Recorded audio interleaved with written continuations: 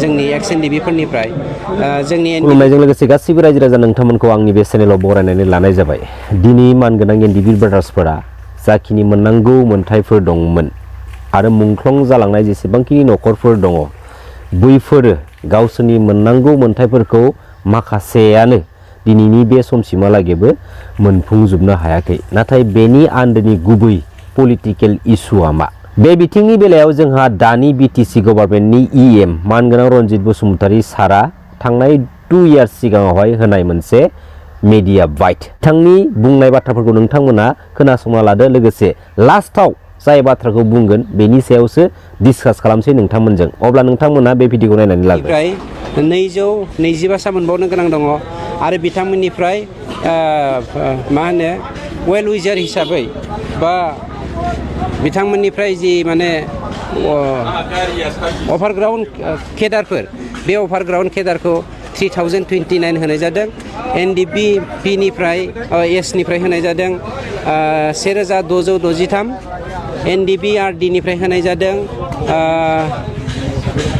284, सिगां होजोंमोन 186, उनावहाय 284 जाफिनदों दाजाबदेरनानै। आं मैया बिनि हिसाबखौ होननायाव एसे खेलिमेलि जादोंमोन, आं एक्जेक्टलि नटखौ नायाखैमोन। बेनिफ्राय एनडिबि डि ग्रुप होननाय बिदि गैया, अब्लाबो बिथांमोननि माखासे एनडिबिपिजों हाबफाजायै माखासे लिस्टखौ अलरेडि जों सोसनना होनाय जादों। खिन्थु आरो होखांनायनि उनाव बिथांमोननि जा स्क्रुटिनि जाखांनानै भेरिफिकेसन जानो गोनां बेबो जानानै थांबाय। एनडिबि वुमेन हिसाबै आइजोफोर हिसाबै 28 सा बेफोर गासिबो रिहेबिलिटेसननि थाखाय स्क्रुटिनि जागासिनो दं आरो बिथांमोननि मुङावहाय भेरिफिकेसन फैगासिनो दङ। Thank you. बेखौ माब्लासिम होफुंनाय जागोन? बेखौ एक्जेक्टलि खेबसेनो होनाय जागोनथ', ओंखायनो दफा दफासो भेरिफाइ खालामबाय दङ। एसे गोबावबो जानो हागौ, गोख्रैबो जानो हागौ, बे गभर्नमेन्ट अफ आसामनि सायाव। Thank you. बिथांनि बिबुंथिनि गेजेरजों मोननै बाथ्राखौ जों हमदांनो हादों। फार्स्ट, गासैखौबो खनसेनो जयैनो जेसेबांखिनि रिहेबिलिटेसन मोननांगौ दङ बैफोरखौ माने होजोबनायनि बाथ्रा। नाथाय गासैखौबो जुदि खनसेयैनो जुदि होजोबनायनि जुदि बाथ्रा दंमोनब्ला दिनैनि बे स्टेजाव खावसेया मानो मोनगौखो आरो मानो दिनैनि स्टेजाव खावसेया मानो आद्रा थालांखो?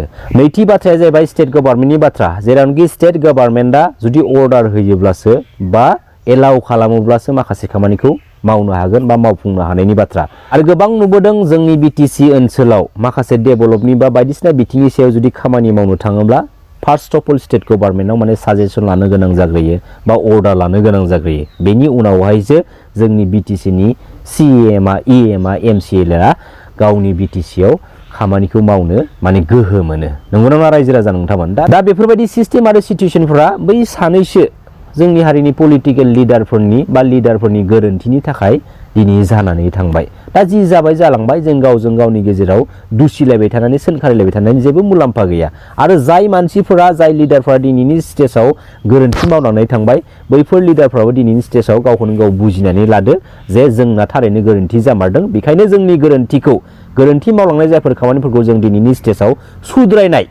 सुद्रायनानै होनाय बेफोरबायदि हाबाफारियावसो दिनैनि स्टेजाव बैफोर लिडारफोरा गसंथानानै पलिटिकेलि जों रायजो राजानि थाखाय खामानि मावलांनांगौ। न'खरनि मानसिफ्रा दिनैनि स्टेजाव गावनि फिसालाखौ, गावनि बिदा फंबायखौ, गावनि बिब' बिनानावखौ दिनै खोमानानै लानांबाय। नाथाय बिसोरनि एगेन्स्टआव जाखिनि मोननांगौ मोनथायफोरखौ बे बिटिआर एकर्डनि गेजेरजों लानानै फैदोंमोन, दिनै माखासे गोबां न'खरफोरा मोनाखै। जायखौ लानानै दिनै बे बिटिआर एकर्डखौ मोनसे पिस एकर्ड एग्रिमेन्ट खालामनानै लानानै फैबाय। दा बिसोरनि माखासेयानो दिनै गावसोरनि मोननांगौ मोनथायनि सायाव लामायाव ओंखारनानै बाथ्रा बुंफैनो गोनां बाध्य जानानै फैदों। दा बैफोर माखासे नुथायखौ एनडिबि फेमिलिनिफ्रायनो दिनैनि स्टेजाव पलिटिकेल फिल्डआव थांनानै गोबां लिडारफोर दङ आरो बैफोर पलिटिकेलि लिडारफोरा बेफोरबायदि माखासे नुथायखौ नुनानै दिनैनि बे स्टेजाव लाजिनाय मोनगोन ना मोनाखै? एक्सुअलि बैफोर लिडारफोरा लाजिनांगौ। बैफोर थालांनाय एनडिबिफोरा मानि थाखाय थालांखो, मानि थाखाय दिनैसिमबो गावसोरनि मोननांगौ मोनथायखौ मोनफुंनो हादिया? दा दिनै जोंनि गेजेराव बे बिटिआर एकर्डनि गेजेरजों एसेबां कोटि कोटि रांफोरा दिनै बाजेट जानानै थांबाय बा मोनफुंनो हाबाय। नाथाय अब्लाबो दिनैनि स्टेजाव मानो बै 300, 200, 500 न'खरा मानो थालांखो? जाहोना मा खावसे मोनो खावसे थालाङो हा बेसेबां लासिंसिं आरो जायनि न'खरा थालांदों दिनैयो मेडियानि सिगाङाव बायदिसिना गोबां दुखुनि बाथ्राखौ दिनैयो बुंफैगासिनो दङ एक्चुअली जोबोर लासिंसिंनि बाथ्रा जायफोर जोंनि हारिनि लिडारफोरा बे बिटिआर एकर्डनि उनावहाय गोजोन फैबाय होननानै बुङोना एक्चुअली बे बाथ्राखौ दिनैनिफ्राय दा बुंसै बे बिटिआर एकर्डनि गेजेरजों आरो बे बिटिआर एकर्डनि थाखाय जोंनि बर' हारिनिख्रुइ गुबुन हारिया दिनै बांसिन खुसियाव दङ मिथिगौ बे अखा नायब्लानो जों गोबां रोखोमनि गोबां बायदिसिना बाथ्रा जों नुनो मोनो गभर्नमेन्टआ दिनै 5 इयार्स कमप्लिट जानो थांगासिनो दङ अब्लाबो माखासे एनडिबिफोरनि मोननांगौ मोन्थायखौ दिनैयो होजोबनो हायाखै अब्ला बैफोर लिडारफोरा दिनैयो खुगायाव बुङो गोजोन फैबाय गावसोरनि मेगनखौ अबाव दोनखोब्रा बिसोरलाय गावसोरनि खोमाखौ बहा दोनखो बिसोर नुवा नामा खुसिया जाया नङा जादों बैफोरबायदि सानैसो लिडारफोरनि थाखाय खुसि जादों मानोना बैफोरबायदि माखासे लिडारफोरा बे बिटिआर एकर्डनि गेजेरजों